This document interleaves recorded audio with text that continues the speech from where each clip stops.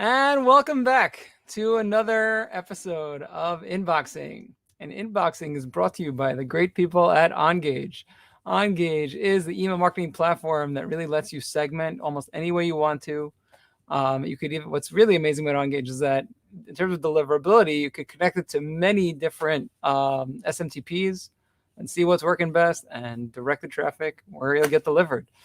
So that's enough about them, but let's talk about today's guest. And today's guest is working in email for a long time. She's an email coder extraordinaire. She's got she's got the Southern roots. Emails y'all is her brand, and she owns it, and that's her. And we're really happy to have her. So without any further ado, please welcome Ann Tomlin. Hello. And welcome to Inboxing. Thank you for having me. For sure. It's great having you. And I'm really looking forward to our discussion. So, yeah, we'll just jump right in because it's really, oh, shoot, did I mess this up? No, I didn't. I just changed the wording a little bit, and that got me messed up. Tell us a little bit about yourself, your background, and how did you get, involved in email? Yeah, cool. I am I started out as a classics major. So I studied Latin and Greek for a very long time while I was in college and high school.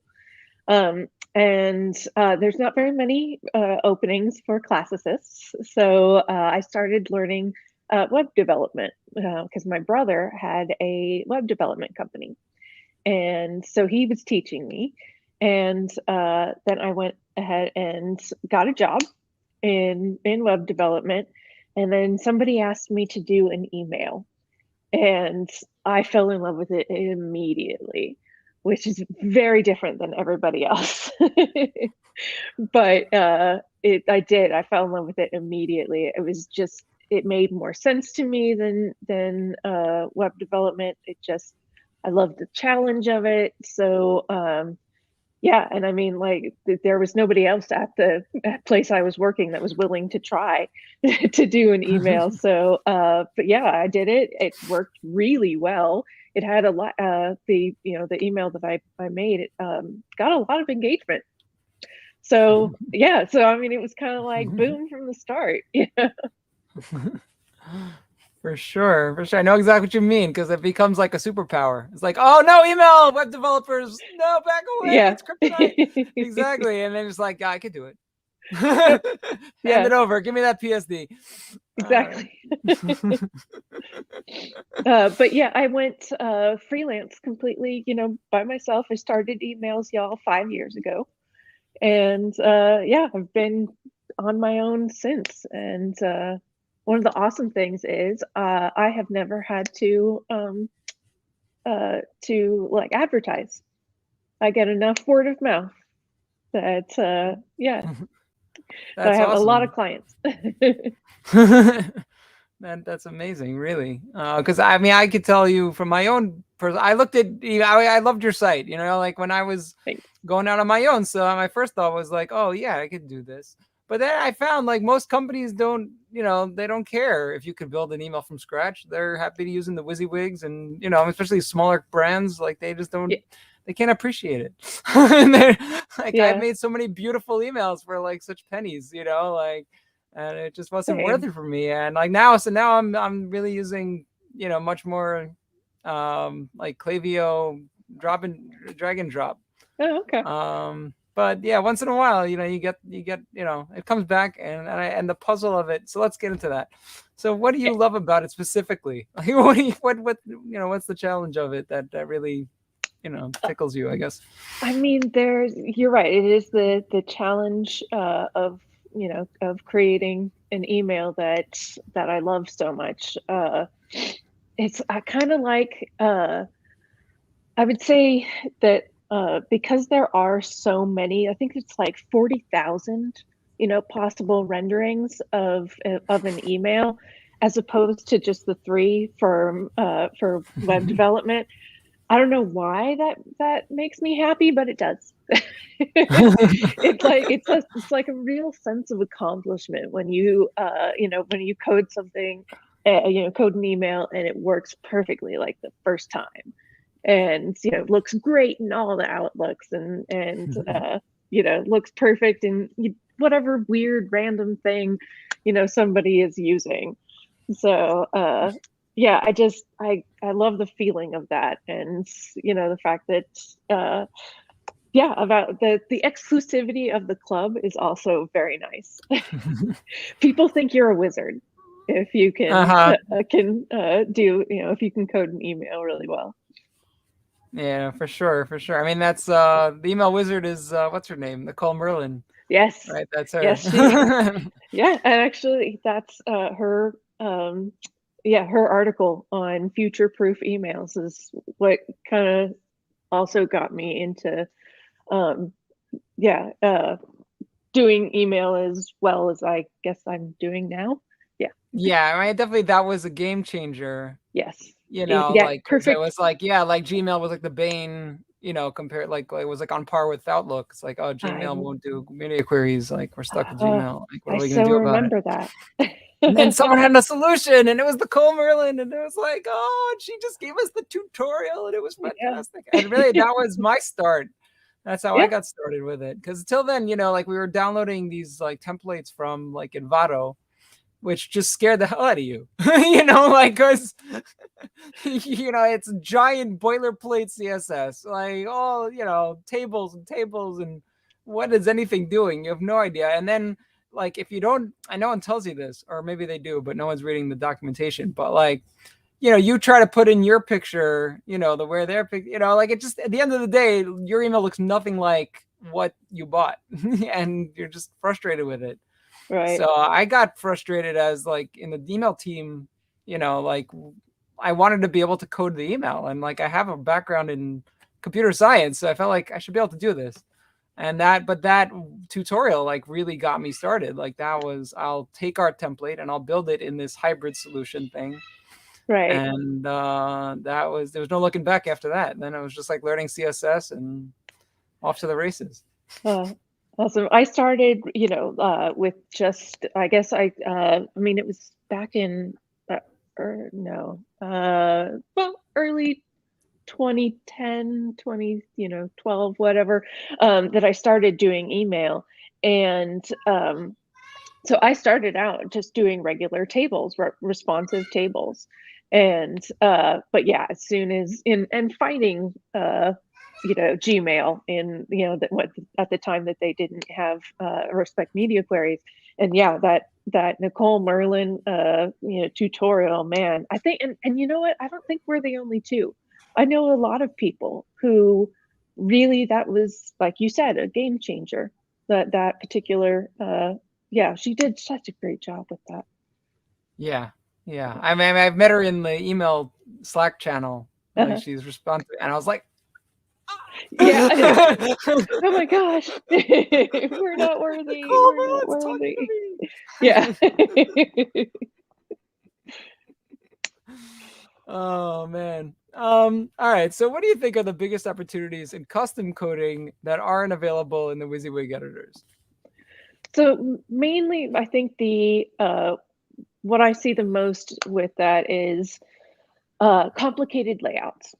So there are some, people out there, some clients out there that really, feel like they really need like a complicated layout to get all of the information that they need to their audience. So that may be nesting a ton of tables, because you've got things side by side in every little square inch of the email, and that kind of a layout is very difficult to do with an ESP. So, and also because of the code bloat that you will get with, oh, I'm sorry, I didn't mean ESP, I meant WYSIWYG, sorry. But yeah, you can't really do that sort of thing with a WYSIWYG editor. And if you do try, then you get a lot of code bloat. Right. And it's And amazing how much code bloat, like even, I mean, like I mentioned, I use Clavio's editor sometimes. But any editor that lets you look at this HTML, like that's fine. I can't yeah, stand when you have no control. It's like, it's like hitting a brick wall. But yeah, at least they let you see what just happened, and you see it's like you wrote a little text, and it's like span, p p Yeah. p. It's like what happened? I just but Exactly.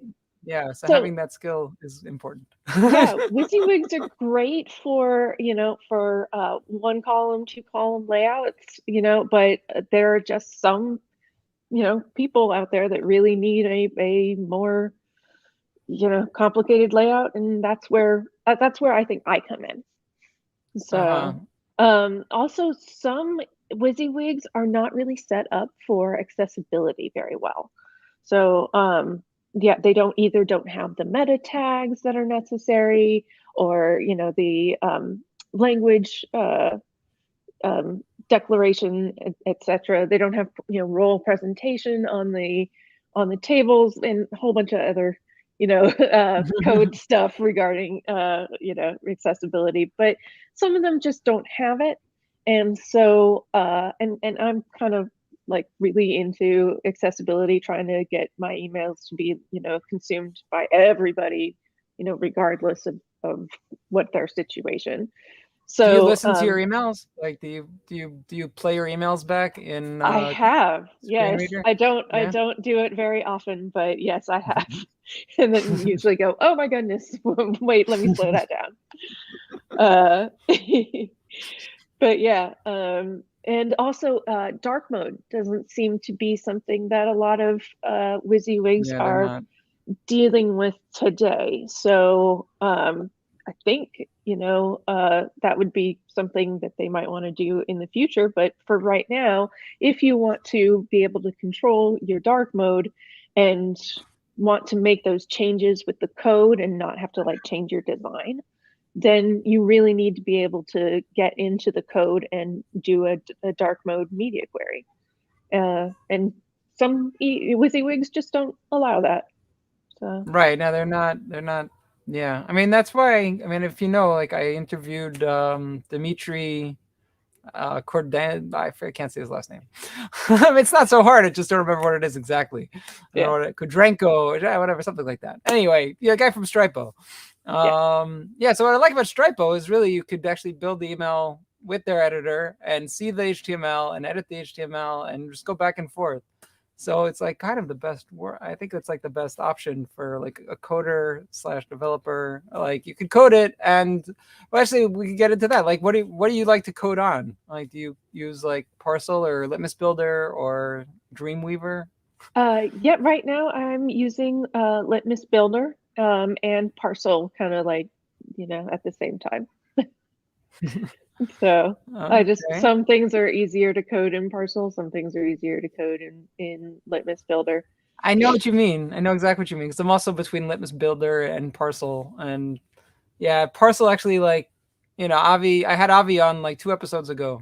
Avi Yeah, Goldman, who's the CEO founder of Parcel, and he actually helped me like develop like these modules to pull like site data in to the module. Like yeah, to make like building like an email really really quick and easy.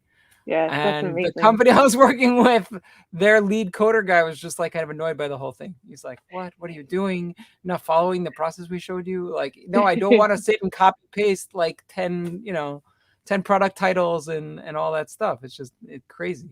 So yeah, Avi is amazing, and Parcel is not in beta anymore. So everyone can Yes, go check yeah, it's live. all coders. Yeah, go check out Parcel. Absolutely, Parcel.io. Or yeah, It's use use Parcel, pub. right? Sorry. Yes, you're right. It's Yeah. useparcel.io. Use Parcel. Yeah, Parcel is probably too expensive. But all right. What are you meant? I saw on your site you like mentioned you work with like all the ESPs. You write an exact target. Oh So yes, that yeah. dates yourself a little bit. But yeah. So what are your what are your favorite ESPs to work with? Are you not even working with ESPs? You're mostly just like delivering the HTML.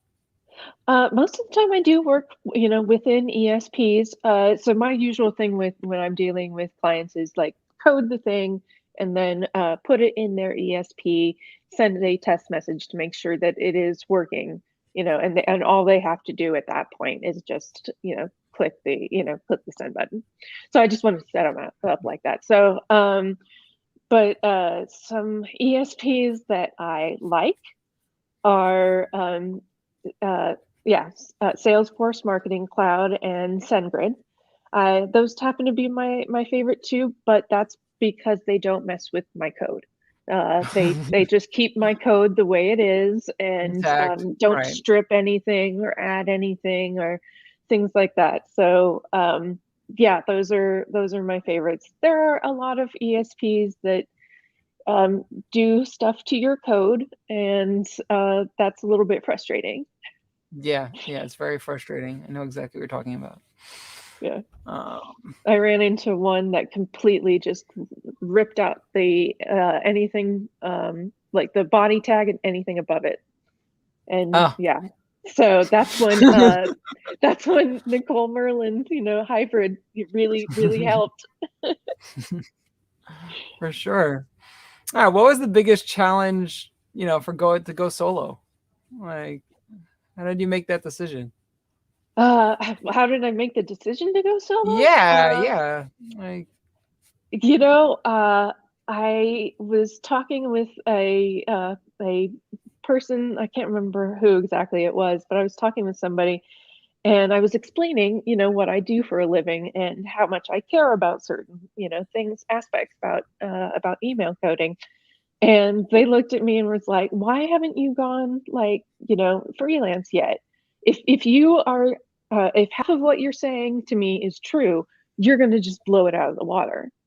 And so I was like, okay, well, awesome. I guess I'll try it. So the situation, worked with my current, at that point I was contracting with SiriusXM. So they reached the end of that contract. And so I went freelance after that. And it's been phenomenal since. There have been hard lessons, to learn, but everybody goes through that.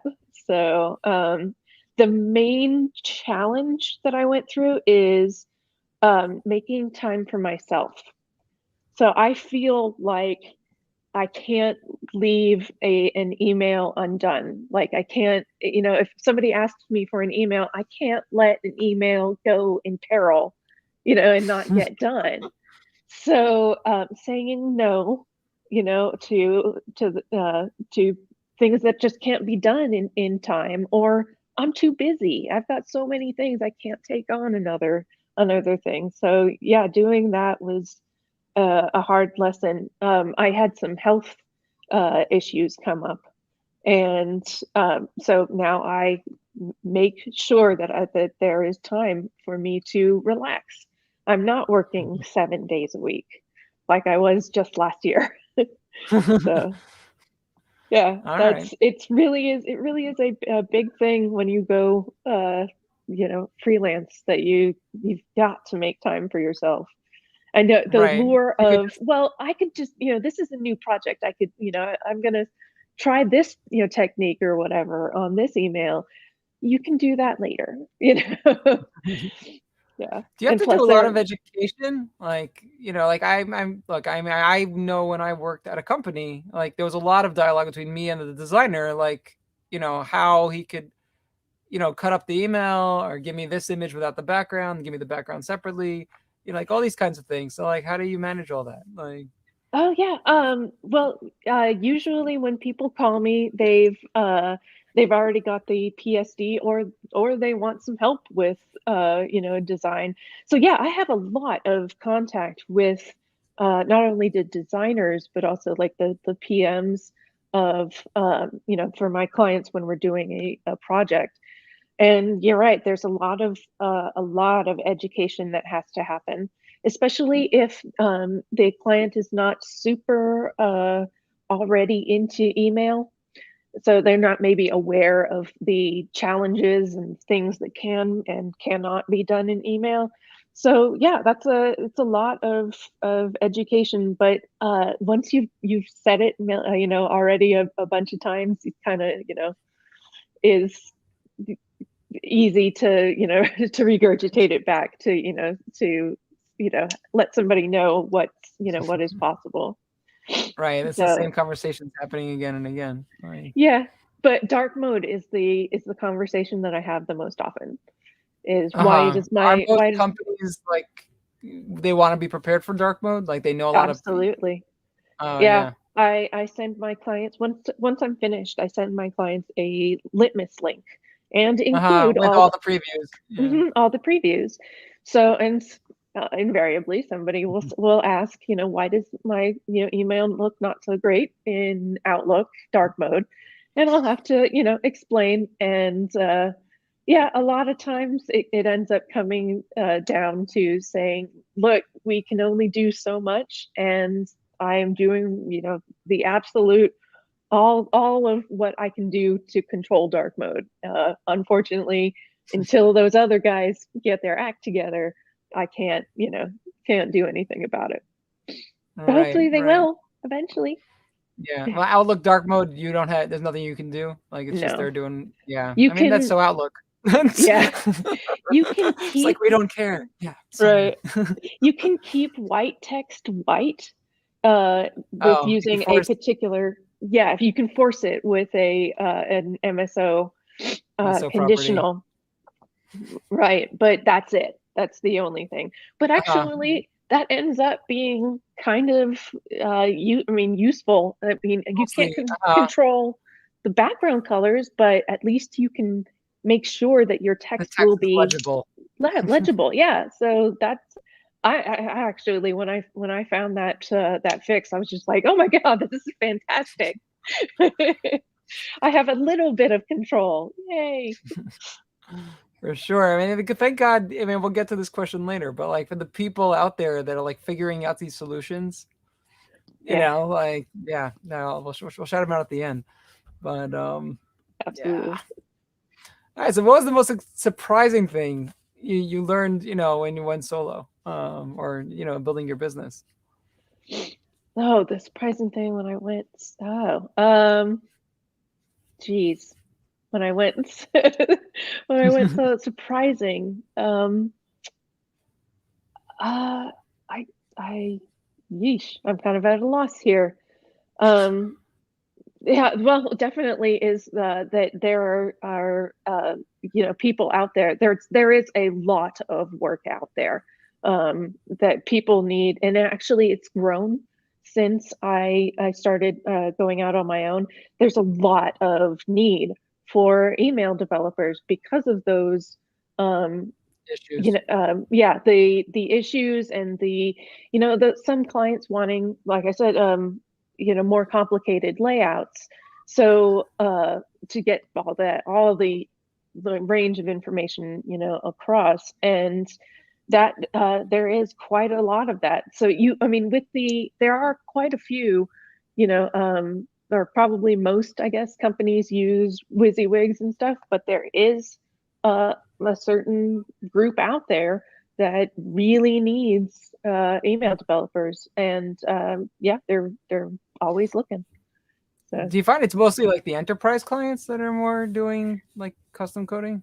yes, yeah, I have a lot of different types of clients. Some that are email people that are just getting off. They've come up with an idea of the newsletter and they're just starting out. To I mean Discovery Plus, which they have a bunch of emails that need to go out all the time.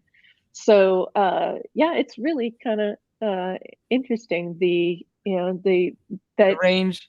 yeah, there is so many, like, even though I say that yes, there are complicated layouts, some people also just start with, I don't know what I'm doing, so I need to I'm thinking of a specific client of mine, Legit Football.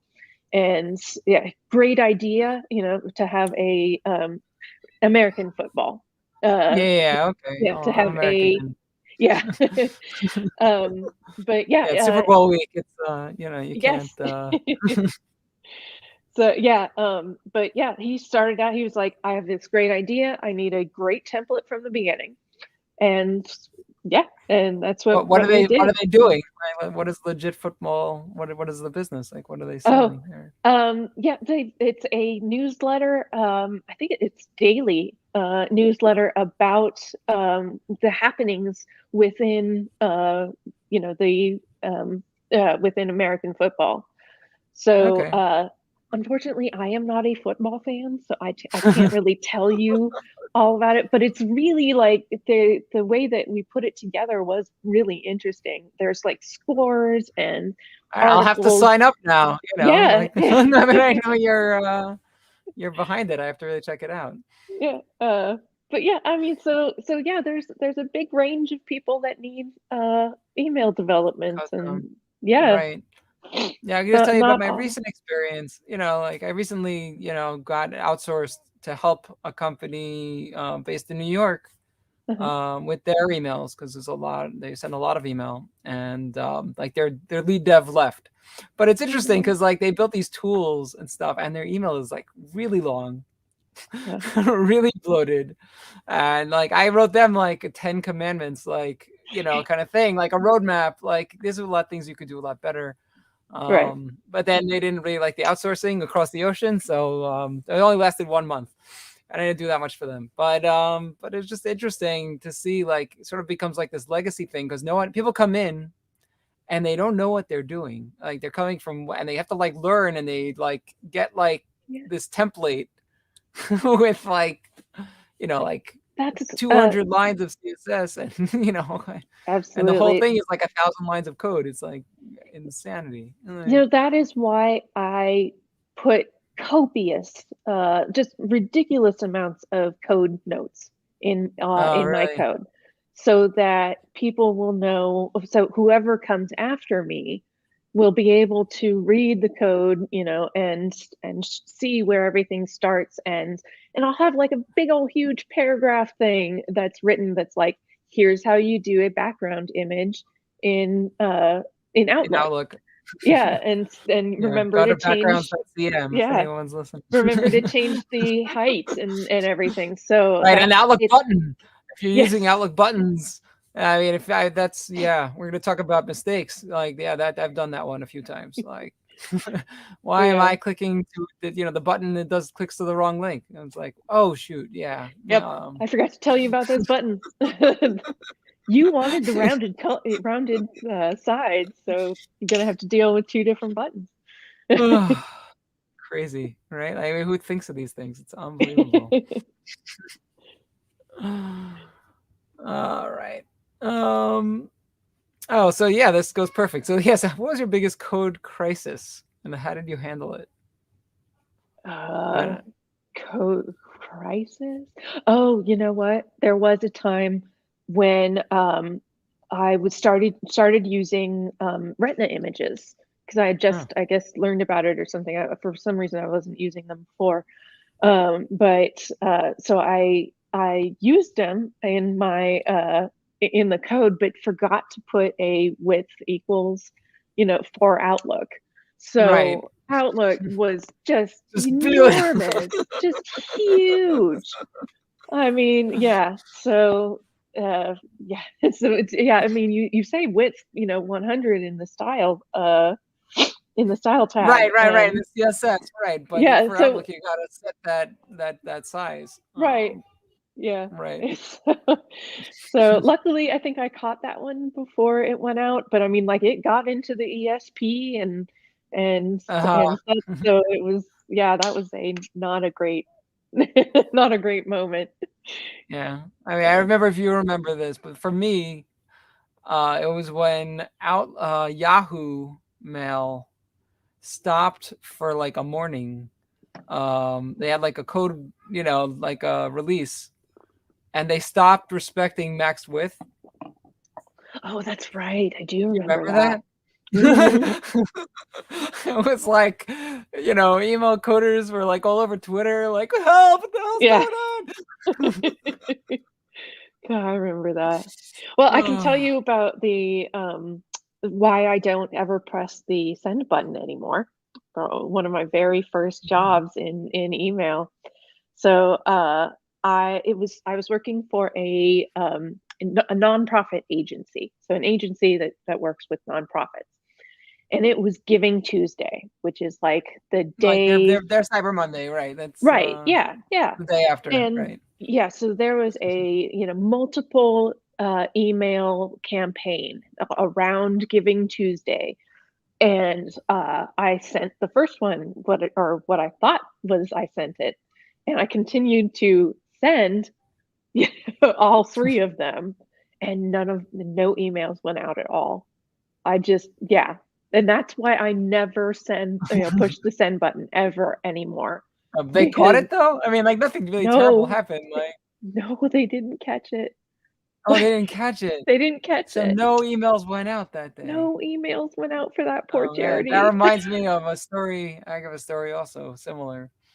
Like the company I was working for was acquired. So we used to be like the fast-paced startup, like send out emails, no problem, blah blah blah. But then we were acquired, so that everything had to be very official, like processes. That first Black Friday, we started Black Friday on Thursday. But we had to wait till we got some kind of number from them to put on the email. And then we forgot to schedule the Black Friday email on Friday. Oh, no. So the whole Friday went out and no email went out on Black Friday. We sent out the Thursday email, but whatever, they're kind of understanding. Like, yeah, you made us nuts, and we went to sleep. Like I left the office on Thursday. Like I don't remember what time, we were just sitting like waiting for a POS or something. But yeah, so I know that feeling. Yeah. That like, oh no. Yeah. I mean, like I don't even know how much money I cost those poor people. So I just never do it anymore. I mean, I will do it in the very, like, if it's only like 100 people that I'm sending to or something like that. But yeah, just ever since, just been like, code is where I excel. Pushing buttons, no. Know exactly what you mean. All right. So what are your favorite tools for development? Yeah, so I mean, we already touched on this. So I use Litmus Builder and Parcel. Also have a Litmus account. I am a ridiculous overtester. I test you have like a everything. million. You have like a million limit. It's not a million, but it's seriously 5 digits. Like, oh wow, okay. Yeah. Like I remember, I've been using Litmus since like 2012. So if like back then there was no limits. Like you could just test as much as you want. And then when I went solo, they like called me from their like teams, like, you sent too many tests this month. I'm like, what? I'm limited to like 5,000 tests or what? Yep. Like, what? What are you talking about? And it's costing me what? I don't think we paid that much back then. Yeah. So yeah, so Litmus Builder and to shout out. So, for sure.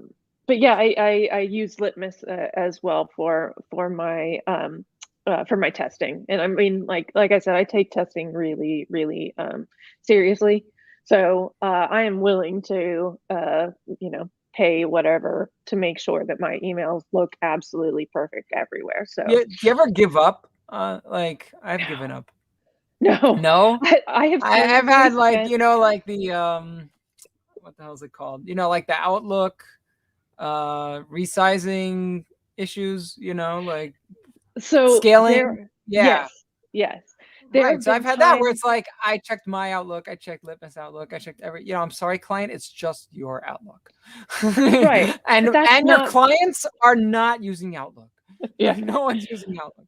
But that's not necessarily giving up. Like I spent with an Outlook issue, I can't remember, but seriously, like 16 hours just trying to get this one thing to work. Didn't build a client, of course. This is just, I mean, I'm not going to build a client for my neuroses. But yeah, I will sit there and finally I will accept, the reality of things. But I feel like I need to try absolutely everything first to see if maybe there isn't anything I can do to find a fix. So that's just me. I'm one, who will just sit here and keep working at it until until I can find a fix somehow. So, Right. yeah. Yeah, so also Figma, Sketch, and Photoshop are of course the most common with the designs. And all of the I mean there's a bunch of ESPs that I use also. So but yeah, also I don't actually, unless the client requests it, I don't use any uh project management software. So I'll use Oh, their project management software, but actually I just do it all via email. for I don't. yourself, you don't have like an Asana account or anything like that, like Nope, to make sure nope. you're on top of everything. Yeah, I have a scheduling tool called Cushion, but that's it. I do the rest of it in email, and I don't know, that just works better for me. So Okay, yeah, just if that works. It works, more you about know. Anne. All right. Okay, so I mean, this is really a question to you, but like, do you know stuff about like having clean code and deliverability and the interplay between having clean code and being deliverable? So I don't actually know very much about deliverability. That is something that I need to learn more about. I've attended multiple webinars, but it's just not something that I guess that I retain. Of course, then again, during webinars, I'm usually coding at the same time as listening to them. But clean code is really a useful thing to have, though, because not only for you and while you're coding, but also people that come after you. If you're all over the place, and don't have code notes or anything like that, that's gonna require more work on the next person, for the next person. So I think that that's very useful. Also, I really like to have my code in a specific thing, which actually is also helpful with Parcel, because Parcel will do all the indents just automatically. That was like a game changer, for me when I'm dealing with other people's code, is rather than having to go through and try and straighten everything, just have it automatically do that. That was great. Uh, but yeah, so, and I mean, of course, you've got the 102 kilobyte limit with Gmail. So when you get cut off, so if your code isn't clean, if you have like a bunch of space between things or whatever, that actually can cause code bloat and cause problems for your email getting cut off or not displaying correctly. So yeah, I think clean code is very useful, and it would be nice if everybody did it. All right. All right, what are your top code mistakes? We talked about, an email send mistake, but in code, whatever you sent as a test and then gotten like, oh, what is this? Oh, that went like that. Yeah. Well, I mean, that's every day. You, yeah, I mean, part of my coding process is to, I mean, so I start from like um, just a regular document that has like everything that I've ever built. And so I'll start there and add in more code. But of course you come across things that you test in the middle and something looks really super wonky. There is the one that always gets me, that happened actually very recently, is so when you're doing a background image in Windows 10 Mail, you have to use, if you want to put an image on top of a background image, you have to use an MSO image, but you also have to position it, using position relative.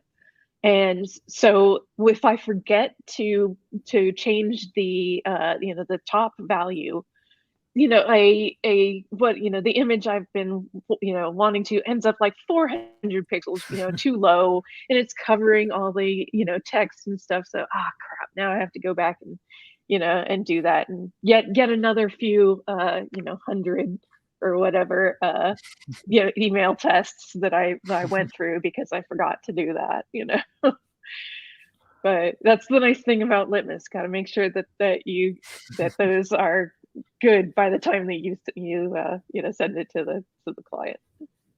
Do you do any like what is it called, like device testing? Like do you like check, like send to your phone, send to like do you have Windows Mail on your phone and you know what I mean? Or That it's whenever a client does say, hey, we're seeing this weird issue, uh, on like Outlook, app or whatever.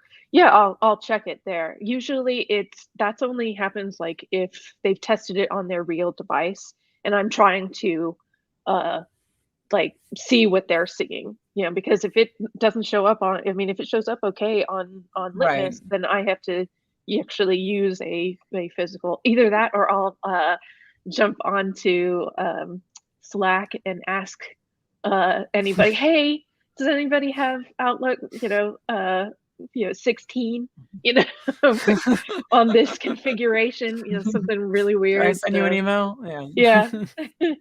And the community is very helpful when things like that Community is happen. amazing. I mean, I Yeah. think, yeah, we're going to talk about like people in the community, but like, yeah, that is the best part of email. And we'll mention some people a little later. But all right. So how do you see email development changing the next 5 years? Do you see like demand growing or Oh yeah? yeah. We're seeing so much demand now, and it's only increased since I started, in 2010. There are way more people and brands and such that are, actually putting more effort into into sorry, my cat is here and I lost my Oh. train of thought. Sorry. Say All hi. right. Hello, cat. Um, anyway, but yeah, No problem. Yeah, you're talking yes, about how email is changing, and you're saying like demand keeps yes, growing. yeah, the demand does keep growing, and so I expect that to keep on. One of my hopes, and I really, can see this probably happening, is, the more uh, the wider adoption of the dark mode media query. I think dark mode is here to stay, and it's just a matter of time before other email clients decide to start respecting it. So that's definitely something that's not just a wish and a prayer. It's, an actual, like, I honestly think this is going to happen. So, because Okay. Is it's it a definitely big curve to learn, like is it just a media query or it's a series of different media queries to target different devices or so it's two meta tags, and then a media query. And so it's really super easy. It's just like any other, adding any other classes, to anything. And so a lot of I always have, like, always start my classes with DM, so dark mode, and put whatever color it is, that I or need to DM change. white, But that kind of thing? yeah, and it's super fast too. And I kind of do that at the end of when I'm coding. I'll have everything set and then be like, all right, so let's change everything for dark mode. So, and it only takes about like 10 minutes, if that. So it's Right. something that really, like, and I really think that helps with the I definitely believe in progressive enhancement. So do what you can for the people that are able to see it. So it is worth my time to unless the client says that, hey, we have nobody on, or we have very few people on like Apple devices or something like that, then I won't, I won't waste their Make that time. effort. Right. But when I can, yeah, it definitely, it's worth the time and effort to put that stuff in, to surprise and delight. Yeah, for sure. I always love to talk about that comedian who died unfortunately. He talks about an escalator never breaks; it just becomes stairs. Yes. Oh my gosh. I can't remember who that But that's guy so is, but perfect for yes. email. Like, Y okay, it'll work on it'll absolutely. work on Apple, and it'll just be a static image Yeah. on, and that's okay. Sorry for the convience. Yes, escalator temporarily stairs. Yes, totally remember Exactly. that. Um, but yeah, so yeah, code in 5 years. You know what? I wonder if AMP will finally get some traction. I mean, it's been I think 2 or 3 years since since that really came out, and it's still hobbling a little bit. Right. I think if it So becomes like native in like ESPs, that like the way you can add a text version, you could just click AMP and then put an AMP version. right. Like, yeah, like as long as it's like you have to ask for, you have to ask for it, and it becomes like a process that Yeah, most but companies will just ignore it. yeah, but 5 years is a long time. We've seen a Yeah, lot 5 of years a long change, time. Yeah, yes, 100%. in the past 5 years. So could be. For sure. All right. So, what are your proudest email accomplishments? Uh, well, being asked to speak is always very, very flattering. Um, and so I've given a couple webinars and been done a couple talks at a few conferences. So it's always very nice to do that, and it's also another like sense of accomplishment of finishing your first, or actually it's at the end of every presentation. I'm like, oh yeah, I know what I'm talking about, you know. Yay. um so yeah, that's there.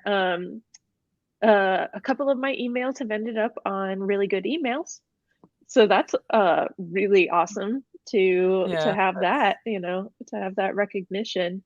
um and let's see, what, lately I would say the what I talked about before with the Discovery Plus emails. So they have background images throughout the entire thing, and then they have images on top of that background image, which means that you have to like strategically cut the background image and use MSO images everywhere.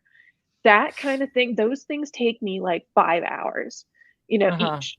And it is such a like, yeah, like, Like a woo, thrill when it's yeah, done like a and it's thrill. working and it's Yeah, like that somebody needs to play Eye of the Tiger. right. Yeah. Yeah, so Uh, that sort of thing is always, I mean, when something's yeah. super You get duper excited crazy like complicated. right? When you like open the PSD and you're like, okay, what are we gonna do Yeah. here? Yeah. So, yeah, that kind of a thing, the crazy things that, that you will find a way to do it. I'm committed to finding a way to make this email look how the client wanted it to look. So, yeah, and that Nice. just always feels like a nice achievement. All right. What are your favorite brands in the inbox? Uh, Starbucks. I know Starbucks. everybody says Starbucks, but Starbucks, they No, I think use you're the first Starbucks. I asked this question to everybody, and I think you're the really? first Starbucks. Yeah, Oh, I don't get okay. Starbucks. I get Uh, Chubbies. I get, other people. Chubbies oh, is Austin, by the way. Chubby's is fantastic. Yeah. Yeah, they're fantastic. Yeah, big fan of Chubbies. I mean, Yeah. I almost had them on. I almost had them on. That's the real killer. Oh, really? Yeah, Oh, I would Chubbies was love to supposed to hear be that. on in the beginning of January, but they got acquired apparently in like Uh, September or October, okay. and yeah, then they couldn't or whatever. But yeah, I Uh, really wanted to have them on. No, I was so yeah, excited. that would have been great. Yeah, exactly. Like it would have been so fun. But Yeah, yeah, I'm wondering what's Starbucks. in the water in Austin. Like you got like some talent. Yes. Um, but yeah, Starbucks uses a whole bunch of like not super fancy code, just regular code in really interesting ways. And maybe not necessarily interesting in the sense of like more like that's a really cool way of using ghost buttons, or whatever. Like they make really like accessible, readable, plain but nice plain. I don't know how to explain that. It's like it's clean, clean in a nice way, and I'll yeah, have they to use jump background onto images. really good emails and Yeah. look up Oh, Starbucks. there are tons of Starbucks emails on really good emails because they are so Mhm. so nice They're really great looking. emails. Yeah, yeah. They have hover Cool. effects too. So Oh, nice. um next two I guess would probably be because of the so I'm a live text person.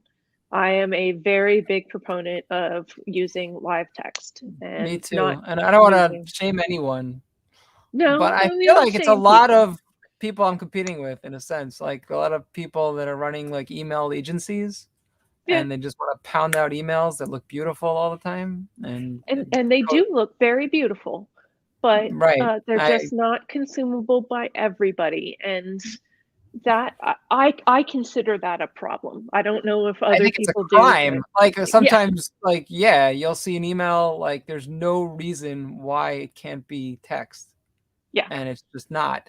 yeah. Like So flex kill it. jobs. I know that that's a an out of the blue one, but flex jobs has really good accessibility and live text. So if you are ever looking, a freelancer ever looking for a job, you will be able to get, to really, consume their emails. Same thing with Honey. Honey does live text really well. So, Okay, that's interesting because I get a lot of funny emails and I ignore them. oh, open one. Yeah, All yeah. I right, mean, I'll take a open look. one. They're really well done. Really well coded.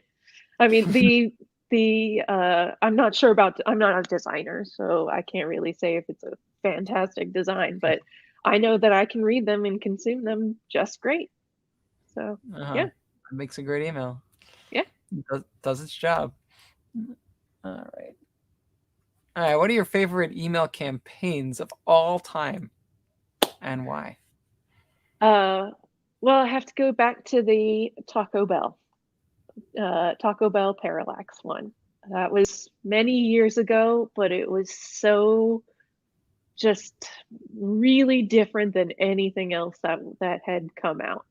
So, if you remember this, they had like three different um, kind of people, figurines that when you scrolled, the people moved, the background moved, but the people stayed where Uh-huh. they were. And it was like the things that they were doing throughout the day. And one of them ends up at Taco Bell, and of course has a much more fantastic day than everybody else. But that was really like, it was Like you could do that in email? Like holy cow. Like yeah, exactly. It was one of those types of things, and also just the thought of that. Who came up with that? That's just an amazing, you know, execution.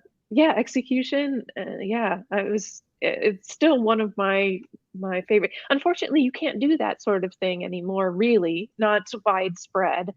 What not? There's not a bunch of um, support for that. But Uh-huh. it definitely was a very big impact. I mean, back then we didn't have Slack, but the Twitter community, the Twitter email Right. It community was was Twitter just, before it was Slack. Right. And yeah. And that thing just blew up. It was so awesome. Um, let's see. Then I gotta say the Blue Planet 2 email. For some reason, I guess I like scrolling emails because this is another one that when you scroll down, you can see at every different like level of sea level, like the sea life that lives at Uh-huh. that level. That was just That was the coolest such thing. yeah, like once again, who thought of that? That's brilliant. That really made me want to watch the program.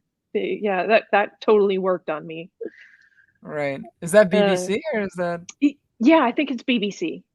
Yeah, it's probably Jay. Which leads to our next Probably. question. He has all the good ideas. For sure. Um, All right. So, who are your favorite email developers? Like, who are your heroes of email development? oh, I mean, that's like asking me to pick a favorite cat.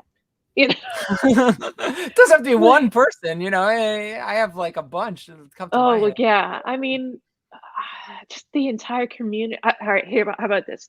I'll say Mark Robbins has fundamentally changed email, and is like I like say the godfather of email, not in the sense of like godfather like as things, but I mean like he's like the a main person who uh, publishes things, finds things, comes up with it And with different yeah, techniques, and so I mean it that way, not like horse heads in the bed.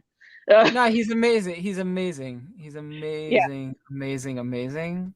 and Yeah, I think he's every also time been I just been learn. here. But yeah, like there was legal issues or something. He couldn't get Oh, past. Because he would do anything, if he could. yeah. Um, yeah. It's just amazing what he comes up with. And every time that I, go to one of his webinars or talks or whatever, I have always learned something new. Oh, for So, sure. He's the nicest guy. I mean, that's like the oh yeah, super community. nice. Yeah, like so Yeah, what I'm saying, like I know when I was a full-time coder, like if I had an issue, I could like Twitter him, yes, Twitter message him and say like I have this, I have to build this form. Like how could I do this? And he would just yes, like tell me what to do, and it would work. And I was like, oh my gosh, that's amazing. yep. I have done Um, that many a time. Hey, hey, Mark, can I do this? Like, is this supported? I think that was before Can I Email, which is right, also a fantastic site if you tremendous do not resource. know about Yeah, it. Yeah. for sure. Yeah, I have just my own story. So the email, besides Twitter, we also had the Litmus forums, right? And you could Oh post your yes, I question and remember that. people would come and help. Yes. So I remember I was stuck with something, my code didn't know what was going on. I posted, and Remy Pintier came to the rescue. Of And course. then I went to Litmus Live in London, and I met him, and I gave him a hug. Yeah. You saved me. Yep. I did the same thing with Kevin Mandeville. I went to Kevin helped me so much, and yeah, I don't think I actually hugged him, but I was really close. Because he helped me so many times, and that's what's great about the community. I mean, because all email coders are willing to like help each other because we've all been there, so we've Right. all We've all been in spent this. 16 hours on an email. Yeah, exactly. So, yeah, I mean, I can't say who are my favorite because everybody is always willing to come to my aid if I can't figure something out or yeah, whatever. Yeah, they're all awesome. Yeah. All right. By the way, we got a shout out. I'm not sure. Oh, 100%. Really good emails. Is watching this. I guess Oh, Matt. hey guys. It's Matt, right? It's watching this on YouTube. This is the first ever YouTube comment we've ever gotten. Awesome. So thank you, Anne. You're definitely the draw. All right. So this is just how we wrap up. Yeah, just you can give whatever thoughts you want. Because these are your final thoughts. How about this? Look at my awesome email life T-shirt. You can All have right, we one didn't even mention too. email loot. Yeah, okay. Yeah, everyone go to what's the website? It's Emailloot.com. emailloot.com, and got a bunch of different t-shirts, hoodies, stickers, etc., all email related kind of merchandise, so you can show your email pride. Yeah, that's awesome. So yeah, I only have, litmus t-shirts. So I haven't like forked over any money yet on emailloot.com, but I should.